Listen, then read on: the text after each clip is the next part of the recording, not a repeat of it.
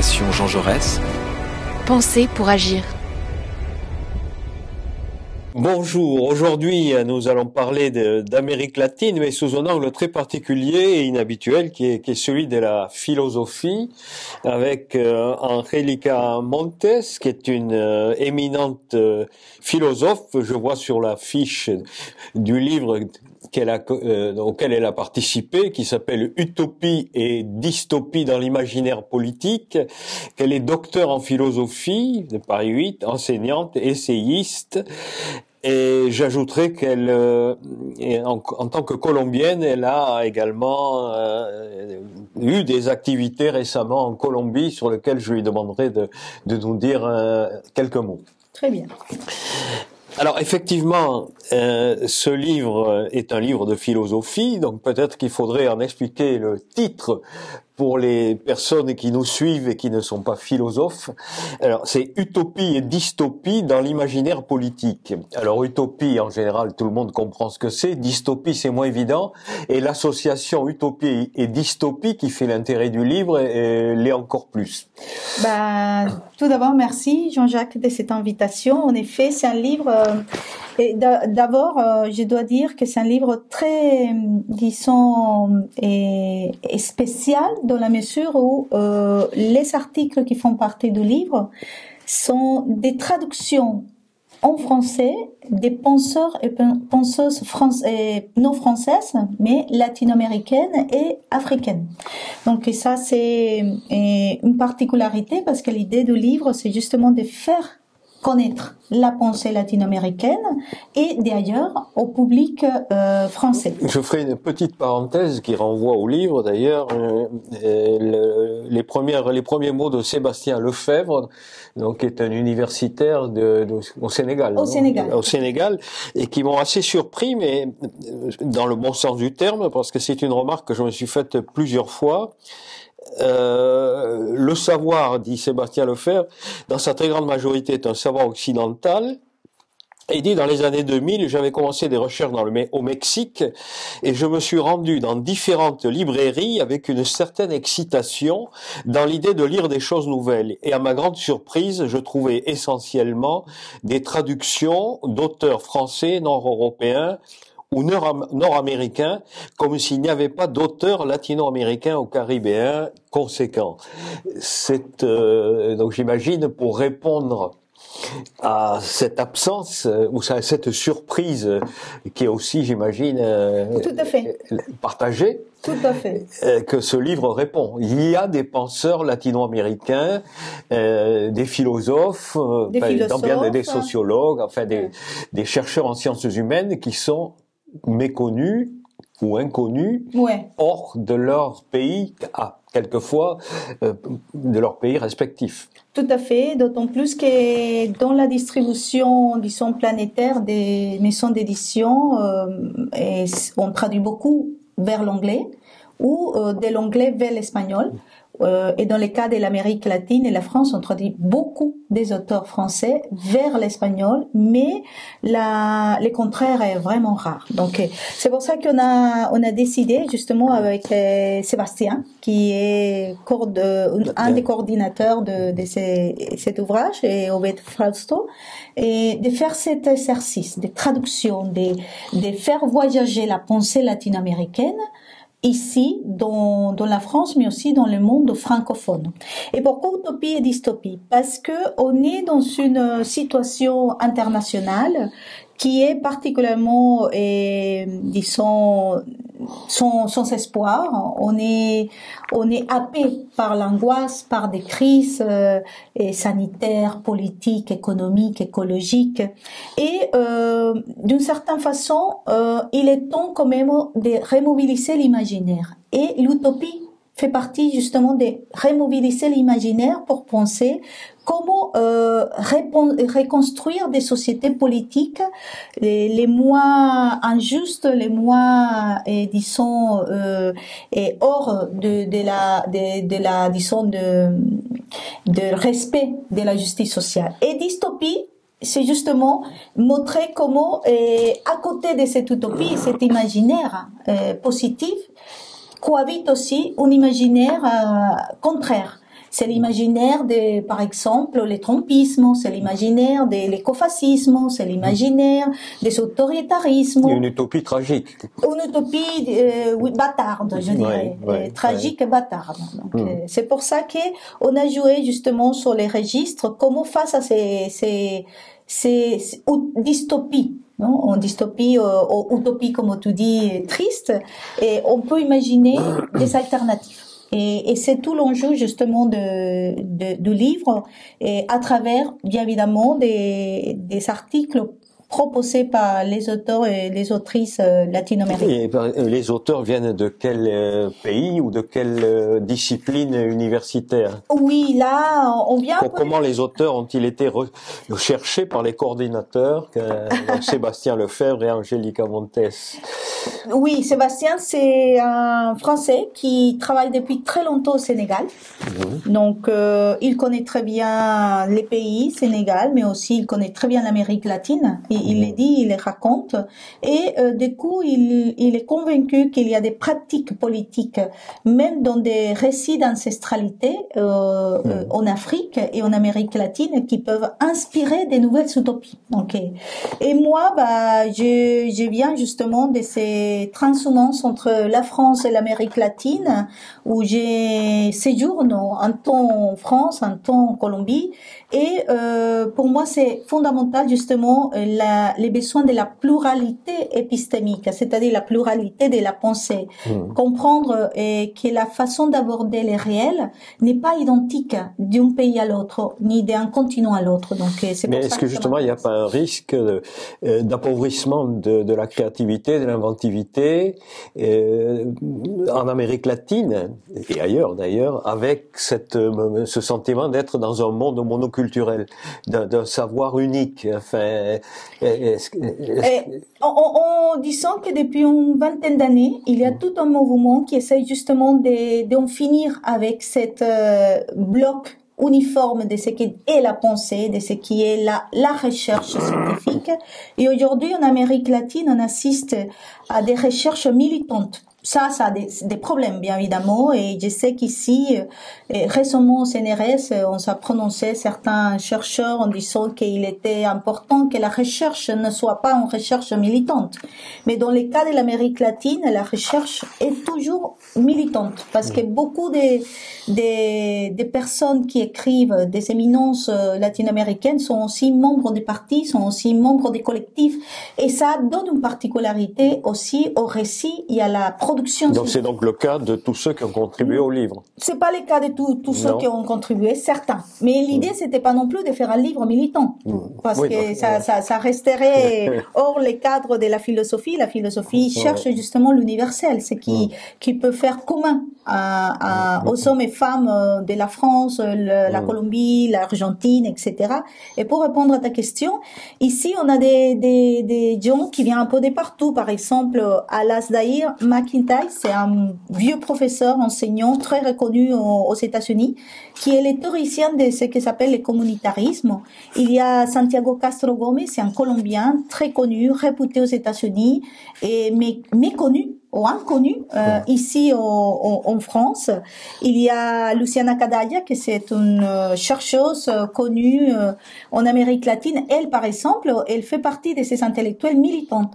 Il est très proche de partis de gauche, y compris en Colombie, au Chili, en Argentine. Et je suis là aussi. Et il y a également José Guadalupe Garandilla et Maria Haide. Ce sont deux personnes au Mexique, deux enseignants, chercheurs qui travaillent beaucoup sur ce qu'on appelle la philosophie latino-américaine. Et c'est toute la tradition de la pensée latino-américaine dans un penseur comme Enrique Dussel, qui est très connu pour la philosophie de la libération et toutes ses études. Ricardo Espinosa Lola, c'est un Chilien. Et Ove Fraustro, c'est un Mexico-américain. Et il y a también Rocío Zambrana. Et Rocío Zambrana vient c'est une boricua, une chercheuse boricua portoricaine, une chercheuse de Puerto Rico qui travaille beaucoup sur la question de la dette publique des États et l'histoire de la colonisation. Comment ces deux histoires se rejoignent. Il y a Rémi Benguisa Ganga, c'est un très connu enseignant ici à la HECS, et il y a Carlos Andrés Duque, qui lui, il est aussi militant, par exemple, pareil et que les autres personnes que j'ai signalées, et Sébastien Lefebvre, qui c'est un enseignant au Sénégal. Donc il y a une pluralité, on a cherché à faire une pluralité en nombre des auteurs femmes et hommes, parce que pour nous c'est important, mais une diversité aussi dans la façon d'aborder les questions de qu'est-ce que l'imaginaire de l'utopie, l'imaginaire de la dystopie. C'est pour ça qu'il y a des sessions. Il y a une partie qui est très théorique, et d'autres parties, notamment la 3, qui s'appelle utopie, dystopie et altérité afro-diasporique et indigène. C'est des études de cas, en fait.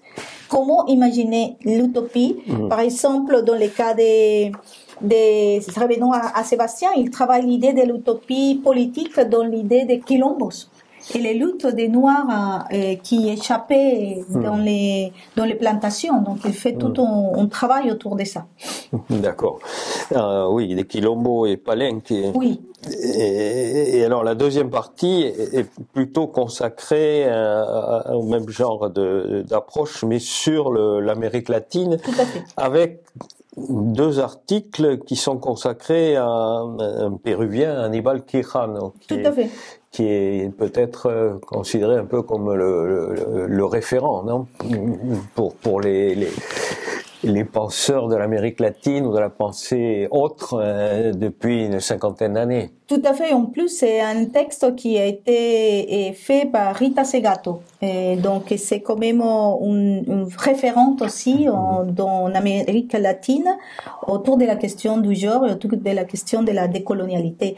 Et Aníbal Quijano, effectivement, c'est un des premiers penseurs dans les années 80-90 qui a travaillé les rapports entre la matrice, ce qu'il appelait la matrice coloniale, c'est-à-dire que l'Amérique latine avait changé, avait réussi à avoir son indépendance, se sont créés des États, mais la matrice de la colonisation, c'est-à-dire la façon comment s'organisent les pouvoirs politiques en Amérique latine, n'avait pas changé, et on avait toujours ce rapport maître-esclave et propriétaire de terres et contre-maître. Donc, il travaille beaucoup ces questions et une bonne partie de la génération des latino-américanistes postérieures des années 90 ont récupéré ces théories, ont beaucoup élaboré ces théories pour créer ce qu'on appelle la décolonialité latino-américaine, qui n'a rien à voir avec la décolonialité et en France, parce que la décolonialité latino-américaine parle de la nécessité de transformer les dispositifs de langage. C'est-à-dire, il s'agit pas de parler des dépassements de la colonie, non, c'est de créer un nouveau langage politique, une nouvelle épistémologie politique. Et un exemple, pendant longtemps, on a donné comme exemple de ces décolonialités, et ce qu'avait fait Evo Morales, justement, avec l'idée de l'État plurinational en Bolivie. Non. Bon, ça c'est des faux, comme on connaît aujourd'hui, mais c'était, pour beaucoup des intellectuels dans début des années 2000, c'était comme les laboratoires. La Bolivie, c'était les laboratoires de ce qui pouvait être une politique décoloniale. Mais est-ce qu'il n'y a pas je ne sais pas si on peut appeler ça un risque, mais un choc dans la façon d'analyser ce qu'a été la colonisation en Amérique latine et les conclusions que l'on peut en tirer entre les penseurs, disons, d'un retour.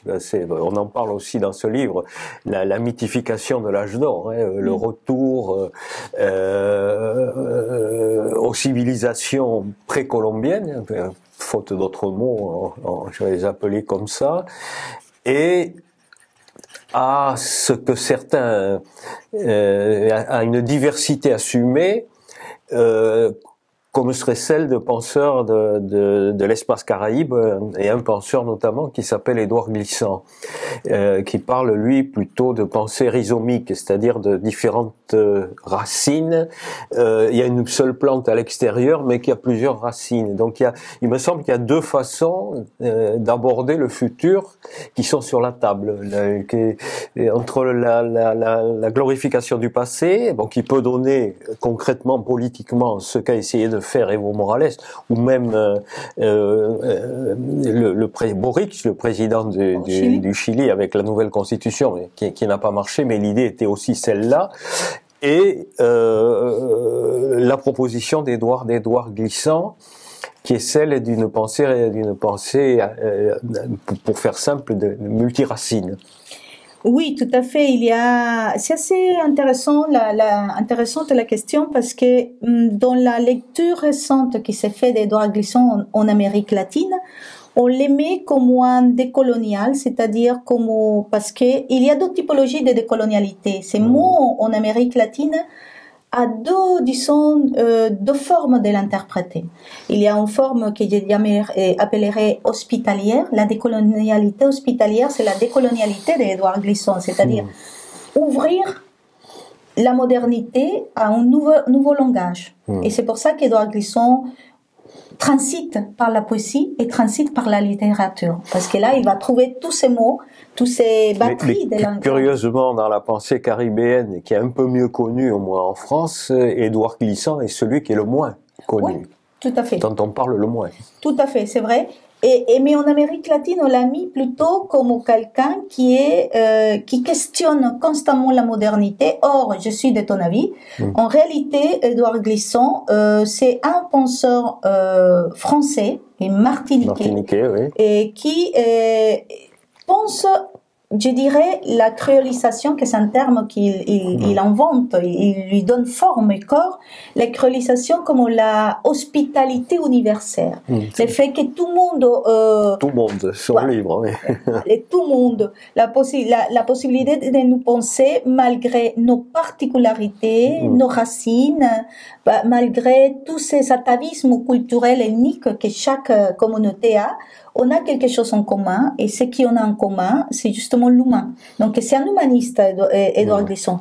Mais effectivement, là, il est en tension parce qu'en Amérique latine, il y a des mouvements qui ils sont dans une décolonialité agressive, on va dire. Et c'est-à-dire qu'ils sont contre tout ce qui vient de la modernité, qui considèrent que les penseurs modernes, c'est des penseurs qui ont colonisé et la pensée politique, la culture, la sexualité, et qu'il faut quelque part se débarrasser, non? Donc il y a une tension là parce que on peut pas retourner aux peuples ancestraux. D'ailleurs, très sincèrement, en voulant être polémique, il n'y a plus de peuples ancestraux, proprement dit, en Amérique latine. Oui, non, le temps passe, l'histoire passe, et les gens se mélangent. Et on arrive, il y a quelques années, j'ai lu les 7 essais sur le Pérou de Mariátegui, où finalement il met le doigt, peut-être sans le vouloir, mais de façon, à mon sens, critiquable, sur cette contradiction. C'est-à-dire, il valorise quelque chose qui a été dévalorisé par la culture coloniale, c'est les origines indiennes ou autochtones, pour prendre un mot plus neutre, de la population qui vit au Pérou.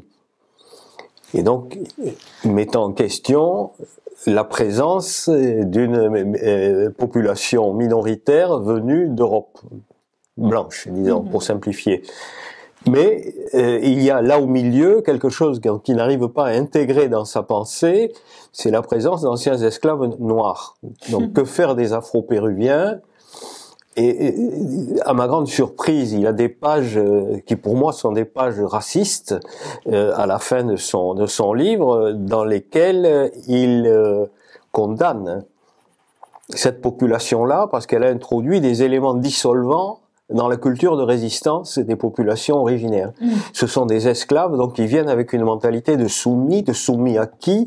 À la culture coloniale. Donc il en fait paradoxalement des instruments de la culture coloniale qu'il faut absolument rejeter et chasser, dans des termes que ne rejetterait pas un raciste pur sucre. Et alors ça aussi d'ailleurs, c'est cet aspect de la pensée de Mariátegui presque personne n'en parle, en dehors des Afro-Péruviens et dans leurs associations et dans leurs publications. Bon, Mariátegui, c'est un homme de son temps. Oui, donc, oui. À ce moment-là, effectivement, il y avait un racisme sans vergogne vis-à-vis de la population et des populations noires dans toute l'Amérique latine. Et du coup, ça passait comme une lettre à la poste, ça dérangeait personne, parce que à l'époque, les véritables autres, l'altérité face aux colons étaient les peuples autochtones. Et les Noirs, c'était une anomalie. Quelque chose qui venait perturber et la possibilité de construire une résistance, on va dire, marxiste, indigéniste, et capable justement de construire une nouvelle pensée latino-américaine. Les Noirs, pour lui, il était juste opposé là, il venait faire du bruit. Et avec les pensées, les penseurs postérieurs, dont on revient à Édouard Glissant, et on a tout, et pas qu'Édouard Glissant, on a là la tradition Aimé Césaire, Fanon, tous ces penseurs qui sont très connus ici en France. On vient plutôt à penser que la altérité de l'altérité, c'est les Noirs, c'est-à-dire que les véritables altérités, l'altérité finale de blanc, c'est les Noirs, parce qu'en Amérique latine, les Noirs avaient été invisibilisés. Et on les a invisibilisés parce qu'ils sont passés directement après les libérations des pays de la couronne espagnole, ils sont devenus citoyens. Donc personne s'est soucié de qu'est-ce que c'était ces Noirs. On ne se posait pas la question du Noir. La question du Noir est tout récente. Elle apparaît dans les années 90 et entre autres grâce à tous ces travaux qu'on vient d'évoquer, comme celui d'Aníbal Quijano, qui remet à nouveau la question de l'esclavage dans l'entreprise de la construction de la colonie et même la construction du capitalisme. Parce qu'il va dire, qu'est-ce qu'un noir à l'époque? Un ouvrier sans paye. Un ouvrier qui travaillait gratuitement à ce qui était la machine à faire des fortunes de l'époque. Et qui a construit effectivement notamment le premier capitalisme en Angleterre. Tout à fait. Qui a une accumulation d'argent sur le dos de ces pauvres gens. Oui, les Noirs étaient tantôt marchandises, tantôt main-d'œuvre gratuite. Voilà. Donc ce sont des analyses qui sont justement retracées ici pour faire connaître. Encore une fois, et c'est important de les dire, faire connaître ses pensées. Les auteurs qui sont dans ces livres, c'est important de les dire, Jean-Jacques, ils sont pas morts. C'est des gens vivants. Ils sont des jeunes. Oui. Dans certains cas, c'est des gens très jeunes encore, et qui publient, qui travaillent, qui font des colloques, et que sans doute il y a des éléments dans ces pensées latino-américaines qui fait résonance avec ces nouvelles vague des penseurs et penseuses jeunes françaises et même en Afrique où il y a justement une communauté francophone très forte et au Maghreb aussi. Est-ce que c'est un premier pas? Est-ce qu'il y en a d'autres en parallèle, d'autres ouvrages collectifs en France ou dans d'autres langues européennes ou occidentales entre guillemets, et qui peuvent ouvrir des portes sur les penseurs, la pensée, la création d'idées latino-américaines ou africaines, puisqu'il y a une partie africaine. Est-ce que ce livre, une fois qu'il a été écrit, on passe à autre chose, ou est-ce que c'est un premier pas? Est-ce que d'autres font également ce premier pas? Dans d'autres pays. C'est toujours une entreprise très difficile. On le discute toujours avec mes deux camarades avec qui j'ai fait la coordination de cet ouvrage, avec des auteurs de cet ouvrage, entre autres Hugo Busso qui a écrit avec moi un article dans ses livres. Et c'est que ça demande beaucoup de travail parce que déjà traduire. Oui. Et toi qui a fait beaucoup de voyages en Amérique latine, les langages et l'écriture latino-américaine parfois est trop métaphorique, trop poétique, et ça demande un exercice de traduction qui parfois sacrifie une partie aussi de la force même de l'écriture latino-américaine, et ça demande de la passion. Donc effectivement, on envisage de faire un 12e volume, mais on est justement en train de voir quelle serait avec les mêmes auteurs. Non, l'idée c'est découvrir, hein, parce qu'en réalité, ça c'est un groupe, un petit groupe de gens connus dans la région, mais il y en a d'autres. Et l'idée, c'est justement faire entendre ces voix et les faire découvrir. Sans doute, il y aura parmi ces auteurs certains qui vont à nouveau généreusement venir faire partie de cette idée d'un deuxième ouvrage. Un deuxième ouvrage sur un autre thème. Un autre sujet. Oui, un autre sujet, beaucoup plus d'actualité, beaucoup plus qui touche les sujets qui sont actuellement dans la liste des préoccupations. Par exemple, la démocratie semble être un sujet déjà tellement traité et toutefois, ça reste un sujet toujours d'actualité, notamment avec toutes les transformations politiques qui vivent ces régions latino-américaines, qui est mal connue aussi en France, parce qu'il y a vraiment, sauf ceux qui s'intéressent de près sur la question, mais sinon, la plupart du temps, les gens qui lisent sur l'histoire et la politique latino-américaine les font avec un temps de 20 ans en retard, parce qu'ils font recours à des livres et des ouvrages qui ont déjà 20 ans, 15 ans, mais 15 ans en Amérique latine, c'est un siècle par rapport à tout ce qui se passe. Et est-ce que, je reviens à cette idée de faire connaître des penseurs latino-américains, mais est-ce qu'il y a des transversalités latino-américaines ou est-ce que chacun est dans son université, dans son pays et communique avec ses collègues les plus proches sans aller voir ou sans avoir la possibilité peut-être pour un Uruguayen d'aller voir ce qui se passe au Costa Rica par exemple?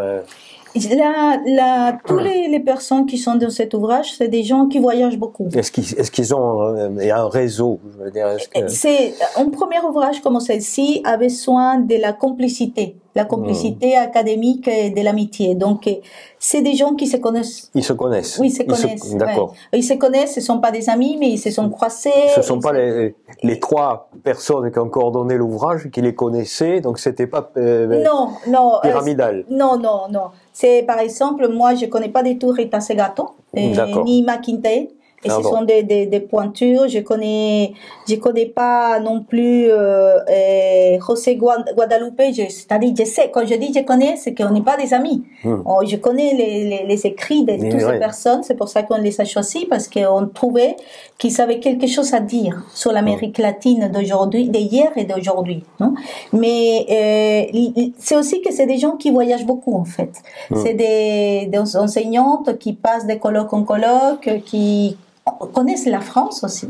La moitié de ces auteurs ont déjà venu en France. Certains ont fait un cursus universitaire en France. Donc, ils connaissent aussi les préoccupations politiques d'un pays comme la France, mais aussi les préoccupations politiques de l'Amérique latine en général, de leur propre pays. Toutefois, et c'est indéniable, il y a sans doute, et ça pèse la réalité nationale. Donc, il y a des éléments qui rappellent le contexte national dans certains des articles, de l'origine de chaque auteur. Et pour arriver on est parti de la troisième partie, on va arriver à la première, celle dans laquelle tu as contribué. Et est-ce que tu pourrais nous expliquer ce qu'est l'éco-créativité, ce que tu as, le concept que tu as essayé de développer dans la partie théorique conceptuelle de l'ouvrage? Bon, c'est un concept qui a été tout d'abord, on va dire, construit par Hugo Busso, que c'est un intellectuel qui habite ici, un philosophe argentin.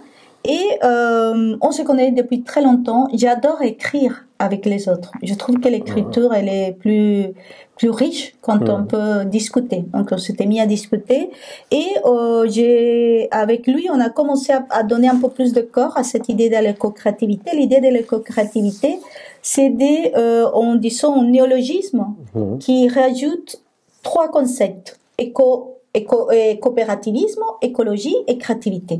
Et l'idée, c'est de parler de la possibilité d'imaginer une nouvelle politique d'État qui est fondée... Une utopie. Une utopie, voilà. Dans notre cas, ça c'est une utopie.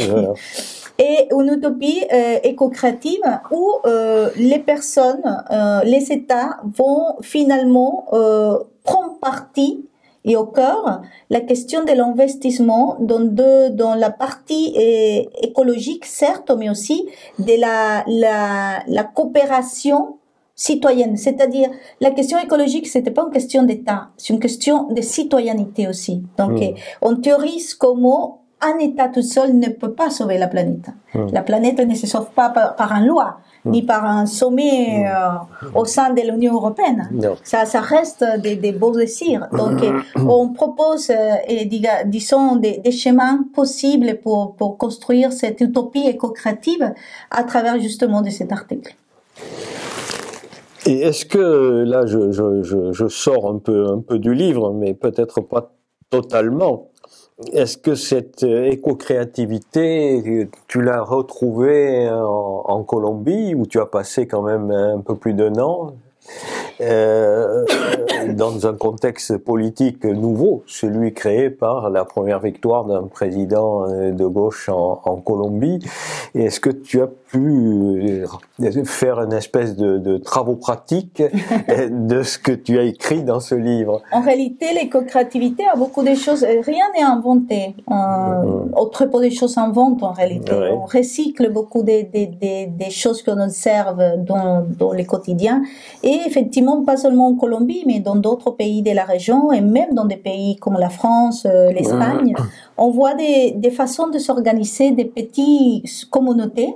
Généralement, c'est à une échelle moindre, non? Parce que ce sont des activités qui demandent, comme je t'ai dit, un vouloir, de la volonté. Et par exemple, ce qu'aujourd'hui on appelle en Colombie que c'est pas une invention. On reprend en Colombie les termes de l'économie populaire et solidaire. Ça ressemble beaucoup à cette idée de coopérativisme. Non?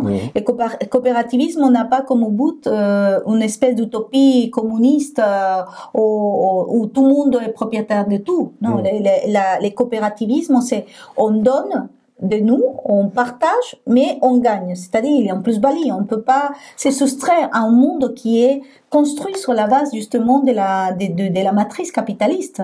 Imaginez vraiment une utopie sans capitalisme, c'est vraiment faire une rétro-utopie, comme on disait Simon et Bauman, non? Rétro-utopie, et on ne peut pas aller en arrière. Donc oui, c'est des exemples comme celui-là qu'on peut voir en fait. Bien, mais écoute, je peux que conseiller la lecture de ce livre à tous ceux qui sont intéressés non seulement par les questions de philosophie, mais aussi sur les apports de penseurs latino-américains à la pensée collective. Donc je rappelle le titre du livre, Utopie et dystopie dans l'imaginaire politique, et je vois que tu as également apporté un autre livre mais qui n'est pas traduit, celui-là. Non, il n'est pas traduit. C'est un livre sur Édouard Glissant. C'est un livre sur Édouard Glissant que je viens de publier avec la maison d'édition Herder en Espagne, à Barcelone, mais que c'est important parce que justement en Amérique latine, on connaît pas assez la pensée d'Édouard Glissant. Ouais, on connaît Fanon, on connaît Césaire, mais on connaît pas Glissant. On connaît certains des aspects de la poésie, de la littérature, mais Édouard Glissant n'est pas que la littérature et la poésie, il est en pensée politique. Et j'ai trouvé important, d'ailleurs, c'est la première biographie intellectuelle en espagnol. C'est pas une biographie sur Édouard Glissant, parce que je ne suis pas, j'ai jamais été proche d'Édouard Glissant, ni prétend, mais plutôt une analyse de la pensée d'Édouard Glissant à travers sa poésie, à travers ses entretiens, à travers sa littérature et à travers ses livres, ses ouvrages, ses essais.